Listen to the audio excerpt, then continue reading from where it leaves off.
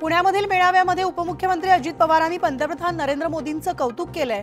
तर देशामध्ये पंतप्रधान नरेंद्र मोदींना दुसरा पर्याय नाही आणि आपल्याला नरेंद्र मोदींना तिसऱ्यांदा पंतप्रधान करायचंय असं अजित पवार म्हणाले। माझ्याकडे विकासाचं कोणतंही काम आणा, मी जागेवर कामाचा तुकडा पाडून देईन अशा शब्दात काम पूर्ण करण्याचं आश्वासन अजित पवारांनी दिलंय।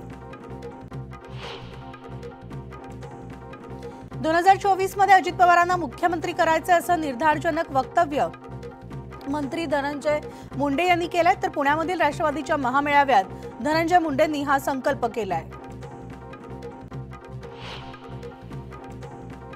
भावी मुख्यमंत्री म्हणून कार्यकर्त्यांनी केलेल्या घोषणांवरून अजित पवारांनी कार्यकर्त्यांना त्यांच्या खास शैलीत उत्तर दिलंय। फक्त मुख्यमंत्री करू नका, आपल्याला आधी संघटन मजबूत करायचंय आणि विकासावर लक्ष द्यायचंय असं अजित पवार म्हणाले। पुण्यामधील महामेळाव्यादरम्यान ते बोलत होते। मुंबईमध्ये ठाकरे गटाचं अधिवेशन पार पडलं। यावेळी उद्धव ठाकरेंनी सत्ताधाऱ्यांवर पुन्हा निशाणा साधलाय। सध्या केवळ ओरबाडण्याचं काम सुरू असून शिवसेनेनं अनेक वादळं अंगावर घेतल्याचं सुद्धा ते म्हणाले। काँग्रेस, शिवसेना, राष्ट्रवादीने कधी पक्ष फोडले नाहीत असंही उद्धव ठाकरे यांनी यावेळी स्पष्ट केलंय। गेल्या काही दिवसांपासून सोशल मीडियावाल्यांना पैसे देऊन अजितदादांवर टीका केली जाते असं सुनील तटकरे म्हणाले। दरम्यान आम्ही घेतलेला निर्णय आजचा नाहीये। 2014 साली भाजपला पाठिंबा देण्यासाठीचा निर्णय झाला होता आणि तेव्हा निर्णय घेणारे आता अजितदादांना बदनाम करतायत असं देखील सुनील तटकरे म्हणाले। पक्षचिन्ह अजित पवारांना देण्याचा निवडणूक आयोगाचा निर्णय आश्चर्यकारक असल्याची प्रतिक्रिया शरद पवारांनी दिली आहे। तसंच सत्तेचा गैरफायदा घेण्याचं काम सुरू असल्याचा सुद्धा आरोप शरद पवारांनी केलाय। मनोज जरांगे यांच्या उपोषणाचा आजचा दुसरा दिवस आहे। सगळे सोयरे अध्यादेशाचं रूपांतर कायद्यात करण्याच्या मागणीसाठी मनोज जरांगे पाटील अंतरवाली सराटीमध्ये आमरण उपोषणाला बसले आहेत। 9 मागण्या पूर्ण होईपर्यंत उपोषण सोडणार नाही असा इशारा जरांगेंनी राज्य सरकारला दिलाय। गेल्या काही दिवसांपासून आरक्षणाचं वादळ उठलंय। मराठा समाजाला आरक्षण मिळावं ही भूमिका आपली पहिल्यापासून आहे आणि 15 ते 17 फेब्रुवारी दरम्यान मराठा आरक्षण संदर्भामध्ये नवा कायदा येतोय, त्याला आपला खंबीर पाठिंबा असणार आहे असं देखील मंत्री छगन भुजबळ म्हणाले।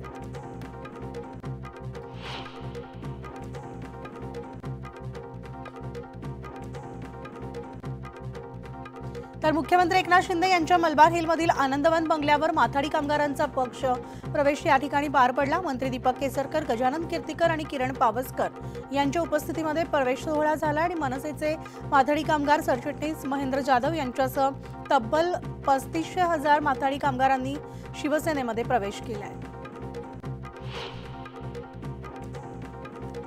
ठाकरे गटाच्या नेत्या सुषमा अंधारे यांनी बीड जिल्ह्यामध्ये शेतकरी आणि ऊसतोड कामगारांशी संवाद साधलाय।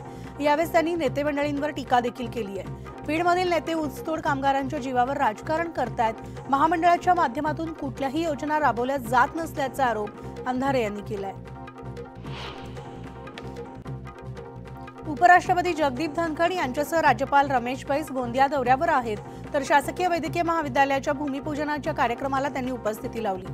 मुख्यमंत्री एकनाथ शिंदे, खासदार श्रीकांत शिंदे यांच्यासह मान्यवर सुद्धा या सोहळ्याला उपस्थित होते।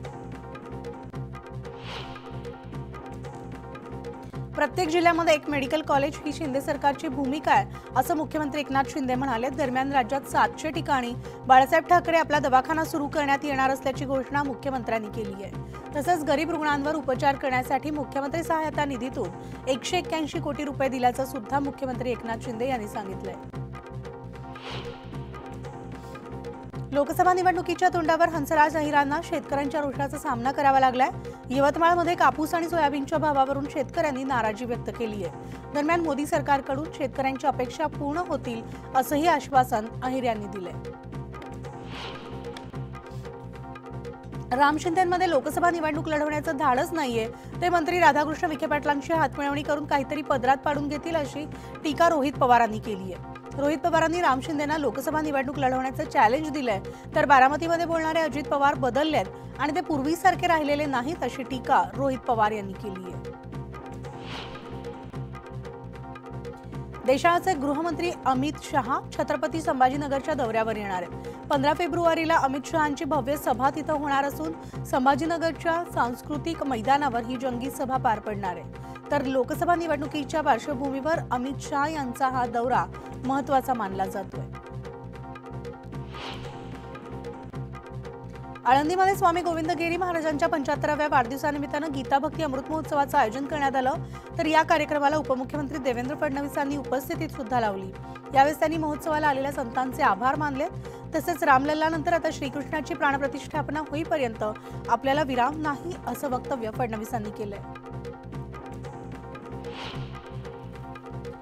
तर गोविंदगिरी महाराज यांचा 75वा जन्मोत्सव सोहळा आळंदी येथे पार पडला। यावेळी उत्तर प्रदेशचे मुख्यमंत्री योगी आदित्यनाथ उपस्थित होते।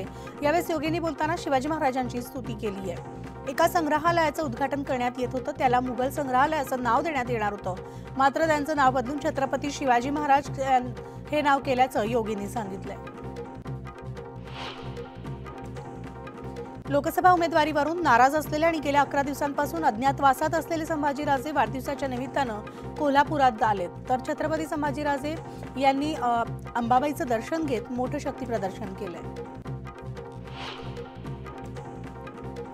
संभाजीराजे छत्रपती यांचे भावी मुख्यमंत्री असे पोस्टर्स गाड्यांवर झळकले असून नाशिकमधून 101 गाड्या कोल्हापुरात दाखल झाल्या आहेत। सध्याच्या राजकीय स्थितीमध्ये संभाजीराजे हेच मुख्यमंत्री म्हणून योग्य असल्याची भावना कार्यकर्त्यांनी व्यक्त केली आहे। मंत्री गुलाबराव पाटलांनी उपमुख्यमंत्री देवेंद्र फडणवीस यांचं कौतुक केलंय। तर कुठल्याही विषयावर कुठेही विनाकागद बोलणारे एकमेव नेते म्हणजे फडणवीस असल्याचं ते म्हणाले।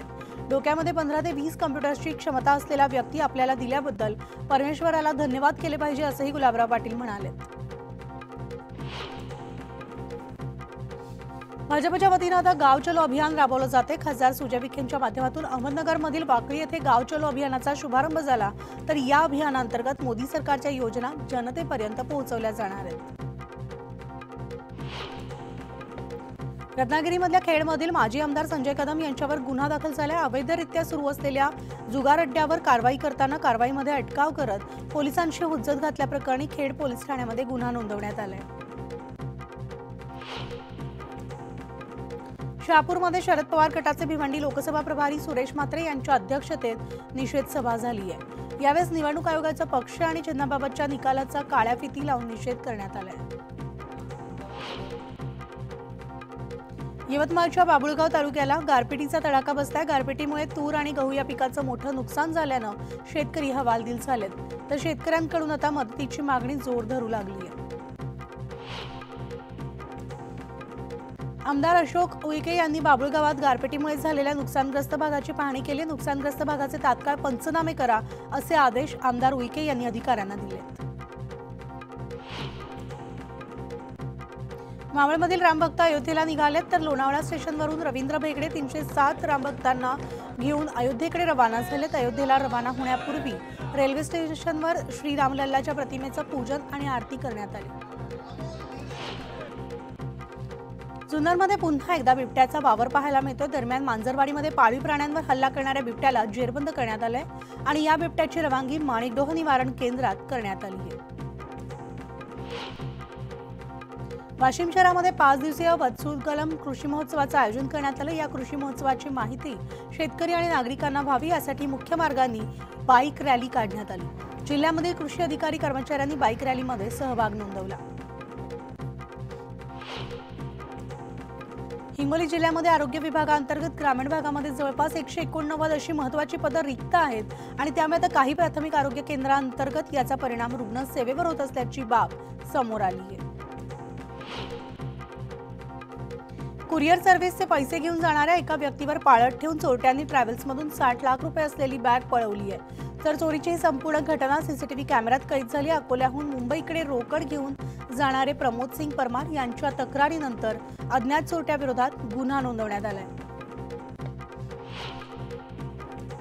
पुण्यामध्ये सलग 3ऱ्या दिवशी हत्येची घटना घडली। 55 वर्षीय आईची हत्या करून नोकरदार मुलगा पसार झाल्याचं समोर आलंय। या घटनेचा खडकी पोलिसांकडून अधिक तपास सुरू आहे।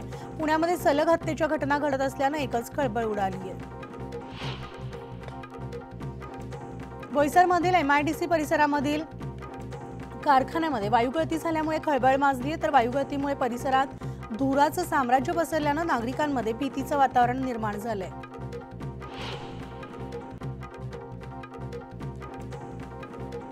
अकोला शहरामध्ये जिल्हा परिषद अध्यक्ष या निवासस्थानासमोरील उमरी रोडवरील उर्दू शाळेतील गॅलरीवर नवजात बालकाचा अर्भक सापडल्यानं एकच खळबळ उडाली. दरम्यान एकच अर्भक असल्याचं पोलिसांच्या माहितीत समोर आलंय आणि पोलिसांकडून घटनास्थळाचा पंचनामा सुरू आहे.